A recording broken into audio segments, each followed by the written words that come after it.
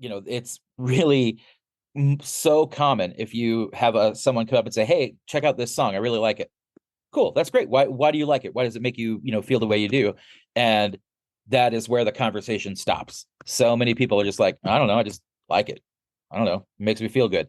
But there's there's a reason that it makes you feel those ways. Why does it make you feel that way? What, is the music purposeful?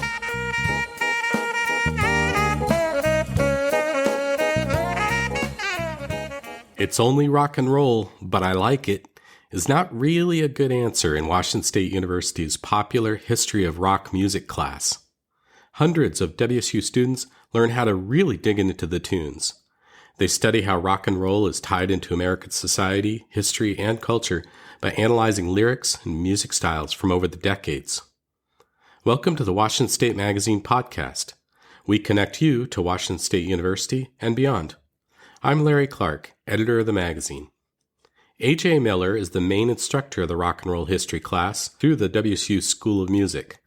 He talks with magazine associate editor Adriana Janovich about the class, why it matters, and what students get out of it. They cover everything from the Beatles to Beyonce, Bob Dylan to Kendrick Lamar.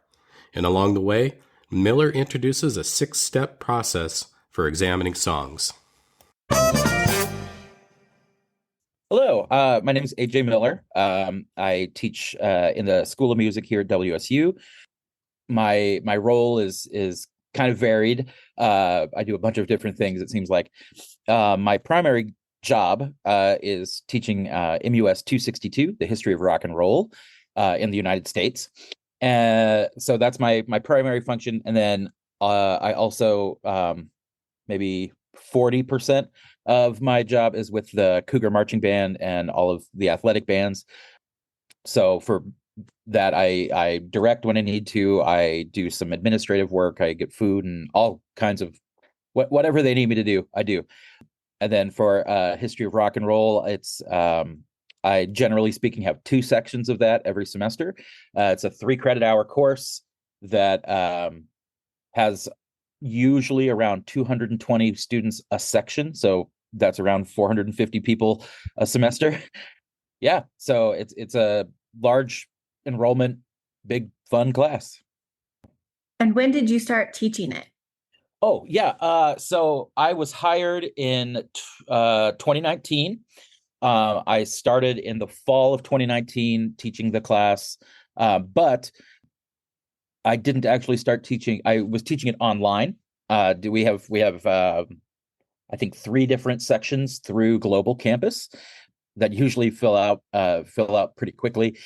So I was doing that, and then in the spring of 2020, when the pandemic hit, we had a couple of folks in the School of Music retire, and one of them was Dave Snyder, who taught the class.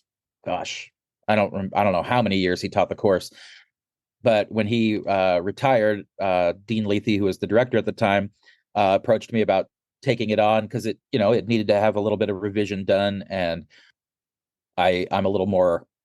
Well, Dave is a pretty eclectic guy, but I think I'm just as eclectic, for good or ill. Yeah. So after he retired in spring 2020, Dean asked me if I would consider taking it over, and then whenever we came back in person, what was that? Fall 21. Fall 21, I took over the big giant in-person class and been doing it ever since. They haven't run me out yet. So does anyone else teach it, or are you the main professor that teaches this class? That's a good question. So we have basically two versions. We have the Global Campus version. It's designed so that anybody can teach it, and which is great. That's actually really, really handy.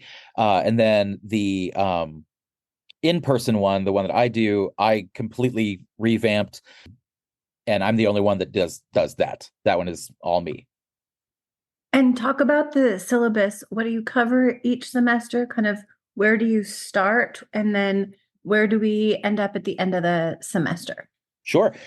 In the broadest, simplest way to put it is, my goal for them is to be able to listen to music and articulate what they do or don't like about that music. And I know that's really simplistic, but there's a lot that goes into that. So we look at a little bit of music theory. The course is 99% non-music majors.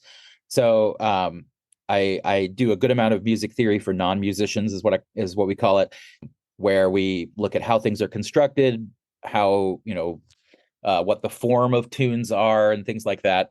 But we do that in a way that doesn't, or I feel like we do anyways, try and do that in a way that doesn't alienate people.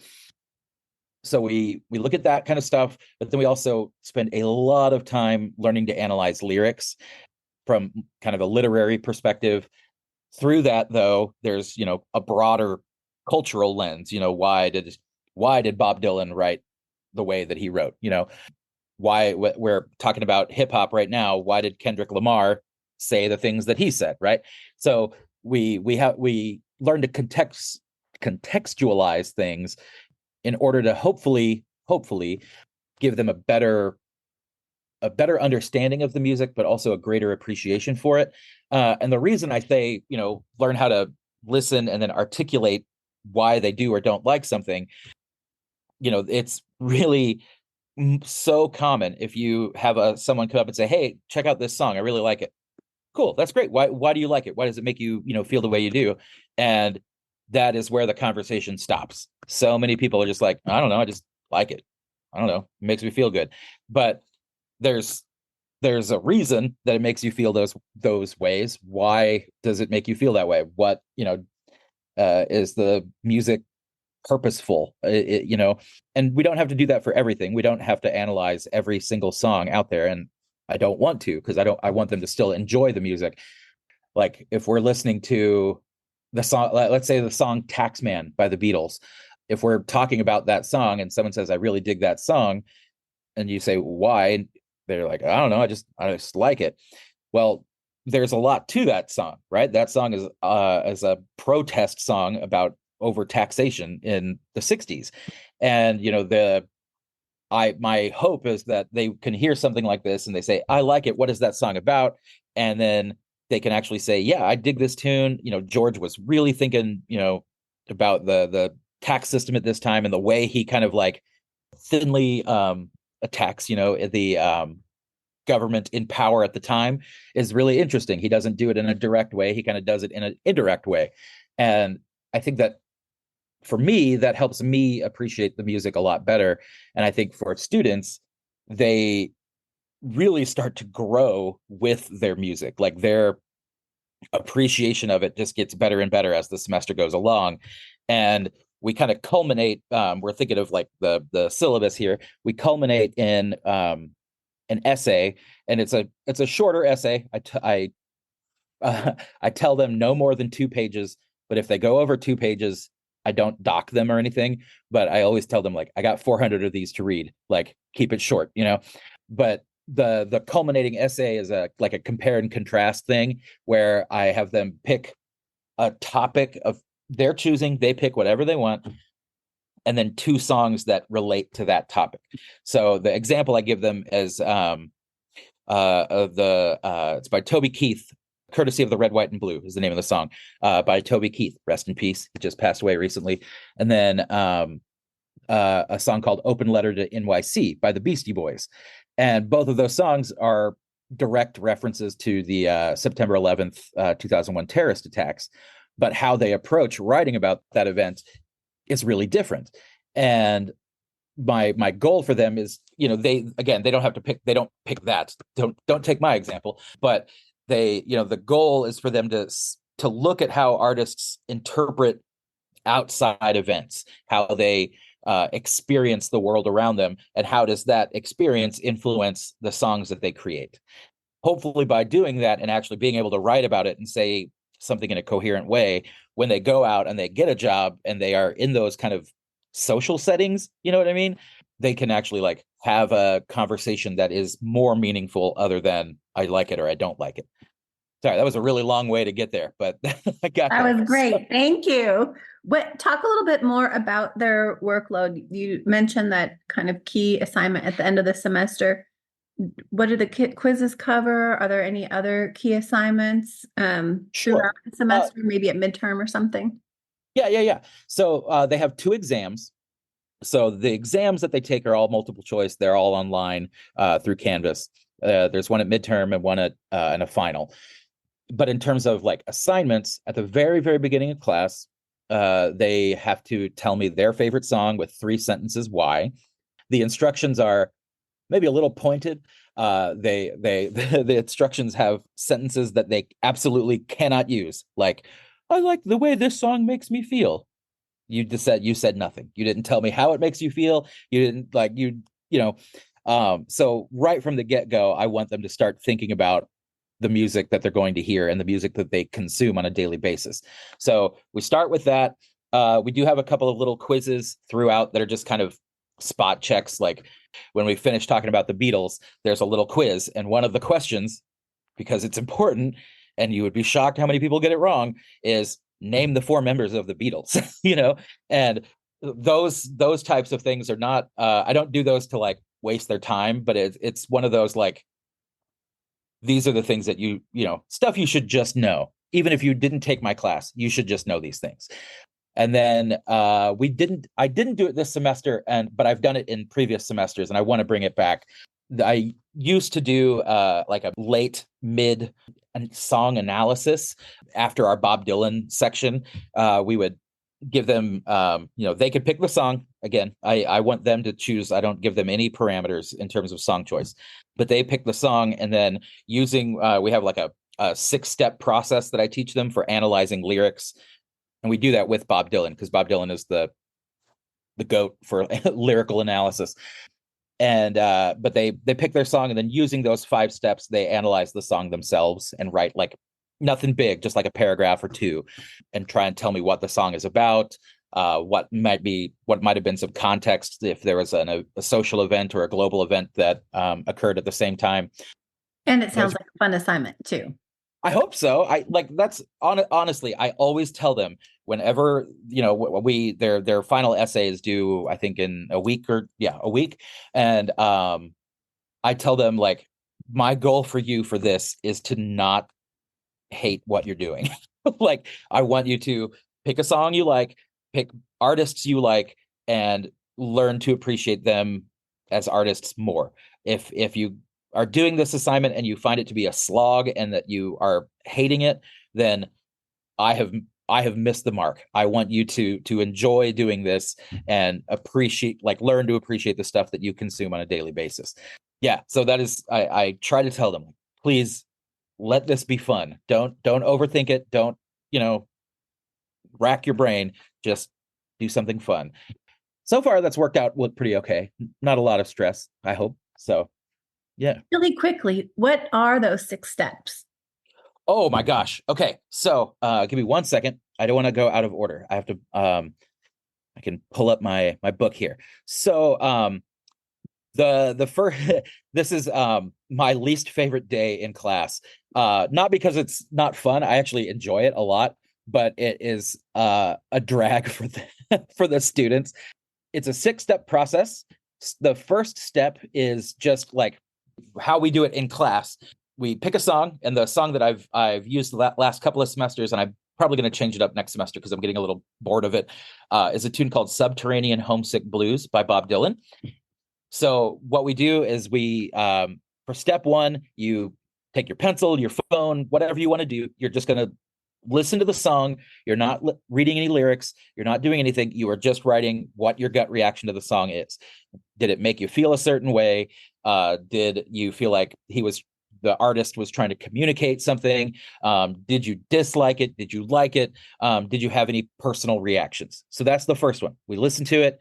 Then they write those, answer those questions a little bit. And then step 2 is just surface details. So we go to the lyrics. Bob Dylan is great for this because all of his music, or all of his songs, the lyrics are available on his website. So and that's even linked in our textbook. So it's super easy for them to find. When we do the surface details, you listen through the lyrics and you try and find like examples of wordplay. If there are words that might have a double meaning or multiple meanings, if there's any like exaggeration or illusion, any kind of like similes, metaphors, any kind of stuff like that, or any symbolism that you can find. Nothing too crazy. We don't look at like context or anything yet. We're just looking at the lyrics and kind of trying to find the low hanging fruit, so to speak. And then step 3 is when we actually start looking at the composer's life, at the songwriter's life. What is going on in their lives? What is going on maybe socially? Was this song when the year that it came out, was this in a reaction to I don't know, something in the civil rights movement or something else going on at the time? Was there something, an outside influence that could have influenced what the song is about? So then step 4 is now is your time to actually explain what the song is about. Okay. So now they take it and we've looked at the lyrics. We found our like low hanging fruit, our easy things to spot. We've looked at the context surrounding the song or the composer's life, what's going on globally, or maybe not even globally, but whichever. And now with all of that information in prose, you will write down what the song is about in as basic language as you can. And then once you've done that, you kind of get an idea of, okay, cool. I know what he's trying to say here. And then the 5th step is not this one. This one is where the music theory stuff comes in a little bit. This is where we talk about the form. Is it a 12-bar blues? Is it a song that is like a ballad where that's like got kind of a an A section that repeats and then a bridge and then goes back to that A section? If it's a Beatles song, like all of their early stuff was either a blues or in this AABA kind of form. So usually step 5 for this class, usually step 5 is pretty basic. When we think of form in like classical music, that's a pain. That's like analyzing symphonies and stuff. We're not doing that. We have to remember that this is normally not super complicated music. And then the very last step, this one is my favorite one. The last step is describe how it's performed. But I tweak it a little bit from how our textbook kind of lays it out. Step 6 is describing like the performance itself. Like, what does the voice sound like? What instruments do you hear? Is there a guitar solo? Is there X, Y, and Z? All of that we throw in there. But what I like to add that I think helps is helps kind of throw a wrench in their thinking is once we get to this step, we've listened to the song like 4 or 5 times at this point. So for the last one, I will often change it up. Subterranean Homesick Blues is what we've been using. For the last listen, I will tell them, okay, we've heard Bob Dylan do it 4 times now. Now we're going to listen to the Red Hot Chili Peppers do it. All of the stuff still applies, but does their interpretation of the song change anything that you heard? Does it change your mind about liking it or not liking it? Does it change your mind about what the song could be about? Do they have different inflection do they have a different accent on certain words or whatever? Once we get to the end, then we say, all right, here's a different version of this exact same song. Maybe it's a live version or something. And now, does it change what you think the song is? Sometimes it doesn't, sometimes it does. But that's it. That's once we get to step 6 and we've done that, then we have our little list of stuff. And when we do the actual analysis as like an assignment, it has to be in prose. But for when we do it together in class, it's loosey goosey. They're not turning anything into me. They can write in bullet points. They can do whatever they want to do. They can use emojis for all I care. I just care that they're actually like doing it. You know what I mean? And then when they do their final essay as well, the expectation, and they know this, I hope, the expectation is that for each of the songs, they're going to follow those steps, because that's hopefully how they're learning to understand them. Talk a little bit about your approach to class. I know this has come up in some of the other answers, but just what kind of atmosphere do you try to create in the auditorium? What kind of or what kind of tone do you want to convey? And on the other side of that, talk about some more of the key takeaways. Like, in addition to being able to articulate why you like a particular song or Mhm. piece of music. What else do you want them to know about rock and roll and its place in American history and American society and art and culture? Sure. Yeah. Okay. So I'll start with the atmosphere first. My goal when I'm teaching in general is to be approachable, I guess. I don't want them. I'm trying to think of the like most polite way of saying this. I don't want ever on my course evals. I never want to have a course eval where they say the student says, "I found Dr. Miller to be not very approachable." I want them to understand that this class, in the grand scheme of things, and I'm not putting myself down, I'm not being self deprecating. In the grand scheme of things, this class is not very important. It's music. What we're doing here is a thing that has been enjoyed for centuries. And all we're doing is learning about something that is meant to be enjoyed. And I think it's important for me personally to make sure they know that. Like, I want them to come to class and recognize that we are learning about something that is fun. Yes, we cover serious topics, for sure, but we do that understanding that, you know, we're not here researching, you know, how to cure cancer. We're here talking about the Beatles. We're here talking about Kendrick Lamar. And so in terms of creating an environment, I try to be welcoming and I try to be open with all of them. And I never shy away from giving like my own opinion on things. And I think that by having that authenticity, I think that it does allow a little bit more comfort for the student. So I don't know if that I don't know if that's a good thing or a bad thing, but it hasn't failed me yet. Yeah, I want them to understand that what we're doing is important, but it's not, you know, this shouldn't be something that stresses you out. What I would love for them to get from all of this is that the music, not all of it came from America, but it has affected American life. What I want them to get from it is that these artists have made a huge impact on how we view and how we approach the world. You know, the easiest one to talk about is the Beatles. They come along and they literally changed the world. They changed how we communicate with each other. They changed how concerts were done. You know, they were the first ones to have, I mean, Shea Stadium, it was an arena. They were the first ones to do arena rock. So, you know, having them realize that, yes, well, this might not be, you know, like I said, it's not the most consequential thing ever, but what we're doing is looking at stuff that impacts how we live our day-to-day lives. Yeah. So we're talking about hip hop right now. And sorry, tangent time. We're talking about hip hop right now. And one of the things I want them to take away from all of this is the why behind certain things. I'm not going to swear. I could swear, but I'm not going to. We talked about the hip hop group NWA just last week, and they were the first group to get an FBI warning on their CD cover. The the response to that is, oh well, they got that because they have songs about killing people and drugs and all this stuff.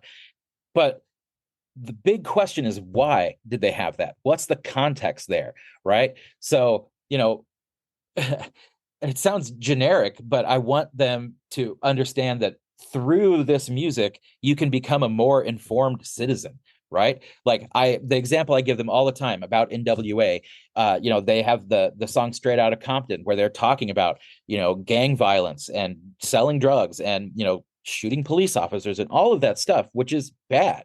But the context behind that is that's their day-to-day life. That's what they're living. That's what they experienced. So, for me, and I'll use my mom as an example. My mom is not a fan of hip hop, and her and I have actually had arguments before because she will, say stuff like that's just talking over drums or something, something that is not really true.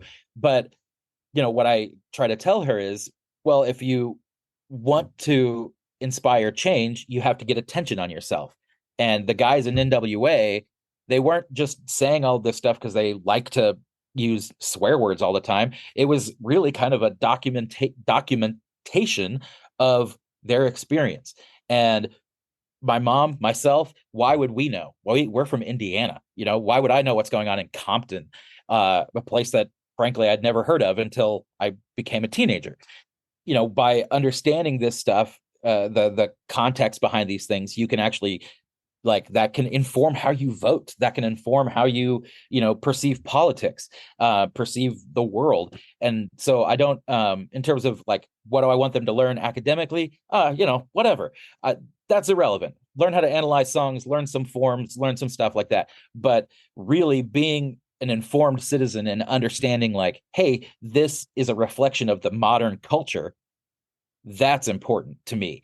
And I think that when they do that, that really can inspire a lot of change, and change for the good. And it can open up, people's minds. I know she's a little on the fence right now, but we talk about Lizzo and creating a healthy, positive body image and all this stuff. And again, I know she's quasi canceled at the moment. What these artists are singing about, what they're writing about, can really help us, if we're open to it, can really help us understand the world better, because it's a worldview that's not our own. So if anything, I want them to get that out of the class. There you go. That's huge. That's huge. So I hope it works. That's my, I hope. We'll see how it goes. So. And then we talked a little bit about the history of the class, but do you know when it first started being offered at WSU, and a little bit more about how it was developed and how its popularity grew? Sure. I do know some of this. I don't know the exact year. WSU was one of the first, not the first, but one of the first schools in the country to offer this kind of class. It was started in I don't know the year, but it was started by David Jarvis. Dave Jarvis, he got to WSU. I pulled up his bio so I could get this correct. Dave got to WSU in 1987. He retired in 2020. He was a longtime percussion professor here, really good drum set player, really nice guy. He now lives in Hawaii because he retired and decided he hates all of us and went to Hawaii. He actually started the class. Again, I don't know the exact year, but early in his tenure here at WSU, and then it had several teachers after that. But it's also very appealing. People, it's music that people like. And so it's one of those, like, why haven't we had this before? You know what I mean? And Dave, I don't know if you've ever met Dave before, but Dave is a very kind of gregarious kind of dude. So I would have loved to see how he actually would have approached teaching the class, because he's got a pretty eclectic taste in music. He's a pretty funny guy. He's a pretty cool dude. If you've never got a chance to meet him, he's fun. So that's the history of it here. And then I know Dave Snyder taught it before me. Brian Ward did some. Brian Carter did some. But mostly it was Dave Jarvis. Man, he was great. And now it's your baby. It's my baby. Thank you, Dave. So. And through teaching the course and prepping the course, what have you learned about the history of rock and roll and its place in society? Oh my gosh. Really, what I personally have learned is that this music is timeless, man. I'm going to use an example from not this class, if that's okay. So currently, I'm teaching a class in the Honors College all about the Beatles, and which is something I've been wanting to do for a while. And I took the dive and created a proposal, and they accepted it, and it's awesome, and I'm enjoying it. And this I'm only saying this because it happened yesterday, and I was like, it's fresh on my mind. So in that class, we're currently in the White Album on the Beatles, and we were talking about George Harrison yesterday, and we listened to the song While My Guitar Gently Weeps. And I asked them beforehand in the class how many of them had heard the song before, and like 3 or 4 people raised their hand. There's 20 some in the class. It's in the Honors College. So a few of them raised their hand, and I was like, oh my, what? So then we listened to it, and afterwards I was like, how many of you liked it? And I always tell them, like, if you hated it, fine. It's, it's subjective. You can do whatever. But I'm just curious, like, how many of you liked it? And like the number of them that was like, that was cool, that was awesome, was significant. And so what I'm kind of learning through this, and I'm trying to do this with modern or like current artists as well, is a lot of the music, the reason that we are talking about it at all is that it's timeless. It's our folk music. The Beatles and Bob Dylan are our folk music. That's our Go Tell Aunt Rhody.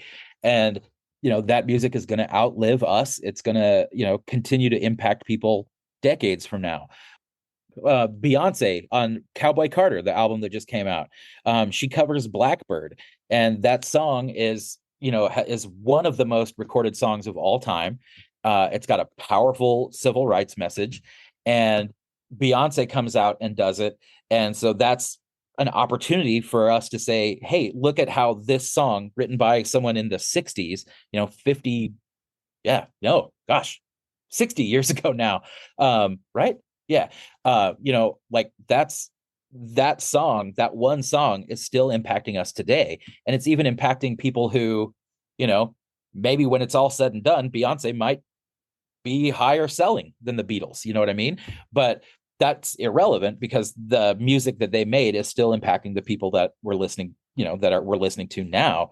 And so for me, I think that was a really big eye-opening thing was, I grew up listening to this music. My dad was a big Jerry Lee Lewis fan. My mom is a Motown and Beatles fan, like through and through. And so I grew up listening to it and enjoying it. And what I'm realizing is I was pretty fortunate, and that the folks that have never heard this stuff before, it is still something that the gateway is open. They can still come in and enjoy it and like it. And I think that, keeping that culture alive in terms of its place in the world or in the US is vital. Making sure that we know where the music we listen to, where it came from, the history behind it, and why it's so influential still, I think that's really, really important. And for me, learning that so many of them just don't know this music, or if they do, it's very casual, making sure that they understand that, like, this is our culture. This is our, this is the stuff that our kids are going to be listening to, that their kids are going to be listening to. Yeah, they'll be listening to, I don't know, Space Beyonce or something, but they're still going to be listening to Yesterday, and they're still going to be listening to, Blonde on Blonde and all that stuff. Like it was really cool. I didn't think it was going to be as profound for me personally as it has become. Yeah, it's just a cool thing. It's neat. It's cool that whenever we do something that I'm confident they've never heard before, and like to see some of them like, tilt their heads and be like, that's really cool. That's really enjoyable. Like that's just a cool like teacher moment, I guess. So yeah. What are some of the other bands and artists that you cover in the class, and some different genres within rock and roll? Oh gosh, we go through a lot. We listen to a lot. So we're not done with hip hop. We've got one more day of hip hop on Monday. So today we talked about Kendrick Lamar. We talked about The Roots. We talked about Tech Nine, Outkast. On Monday, we're going to talk about Lauryn Hill. We've done the Beach Boys, Led Zeppelin, Pink Floyd. So the class, generally speaking, is pretty chronological. So we start with, your Elvises, your Chuck Berrys, your Little Richards. Then we go to the Beatles and the Beach Boys, Led Zeppelin, Pink Floyd, British Invasion stuff. And then once we get to the 80s, I stop going chronologically and start doing things by genre, because that's MTV's fault, but I don't want to go down that rabbit hole. But like we look at new wave bands, so we talked about like the Police and Take Me to the River, the Talking Heads. There we go. Talk about the Police, Talking Heads. We've talked about the Foo Fighters a little bit. We're going to talk about them a little bit more. We've talked about Weezer.